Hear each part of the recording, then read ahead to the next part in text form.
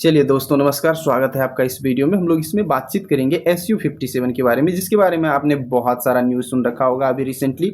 और ये न्यूज़ में इसलिए आई क्योंकि पुतिन एक प्रेस कॉन्फ्रेंस में ये कहते हैं कि मैंने इंडियन फ्रेंड्स को ये ऑफ़र करा था, लेकिन उस टाइम जो इंडियन फ्रेंड्स है उसने इस ऑफ़र को इग्नोर कर दिया था। लेकिन मैं अभी भी उसको ऑफ़र कर रहा हूँ कि हम लोग मिल के साथ में इसका प्रोडक्शन कर सकते हैं।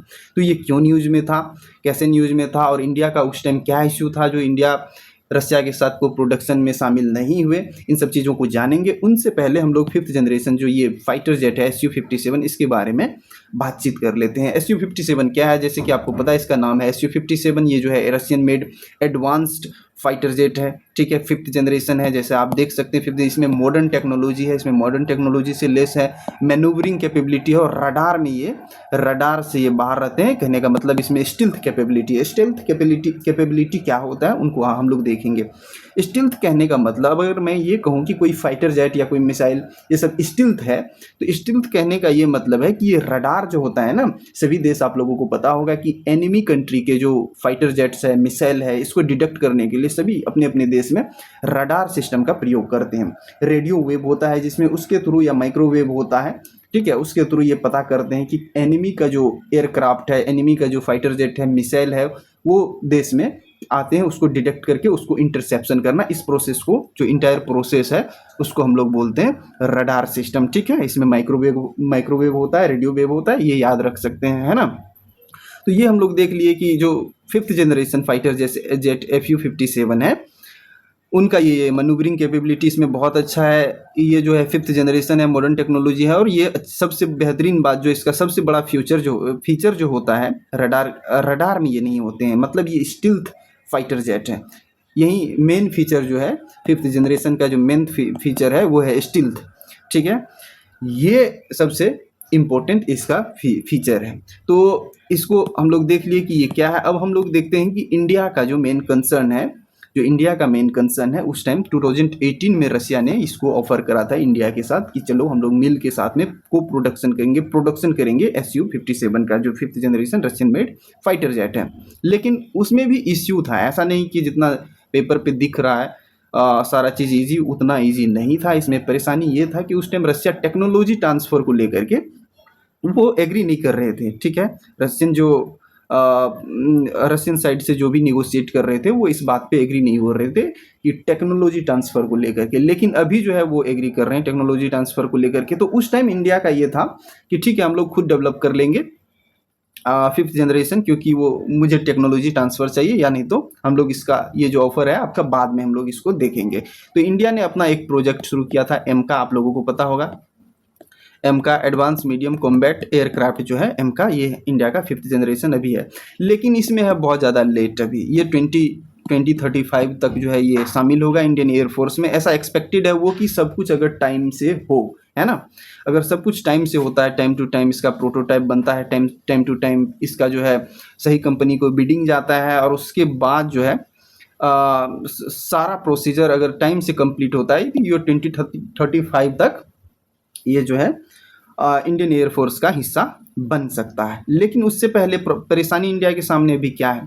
इंडिया के सामने भी परेशानी ये है कि चाइना ने 5th जनरेशन फाइटर जेट, आपको पता होगा कि इन्होंने डेवलप कर लिया है। J-31 इसका नाम है, ठीक है। J-31 जो चाइनीज़ ये है फाइटर जेट, चाइना ने इसको डेवलप कर लिया है। तो इंडिया का जो अभी जो है एयरफोर्स है, वो काफ़ी अभी प्रेशर में है कि इनको जो कमी है उसको फुलफिल करना है ना, कि उसको कैसे दूर हटाना है। क्योंकि आपको पता है कि जब आपका जो कंट्री हो, जो आपका एडवर्सरीज हो, जिसके साथ आपको पॉसिबिलिटी है कि कॉन्फ्लिक्ट हो सकता है, अगर उसने 5th जनरेशन फाइटर जेट का अपने आर्मी में शामिल कर लिया है, तो ये आपके ऊपर एक तरह से प्रेशर जनरेट करता है। और रसिया इस चीज़ को अच्छी तरह से भली भांति देख रहा है। तो इसने इंडिया को ऑफर करा है कि ठीक है, आप तुम जो है SU-57, आप मेरे से SU-57 खरीद लीजिए और हम लोग इसका साथ में प्रोडक्शन करते हैं। तो रसिया ये गैप को देख रहा है कि, और आपको ये भी पता होगा कि जो चाइना है, चाइना का जो J-35 है, चाइना का जो J-35 है, ये 5th जनरेशन, ये एक्सपोर्ट वेरिएंट इसका, ये पाकिस्तान को भी थमाने वाला है, ठीक है।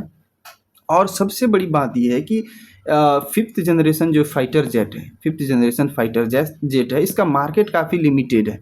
आपका ये है कि आप ऑप्शन आपके पास बहुत ज़्यादा कम है। एक तो यूएसए का है, ठीक है।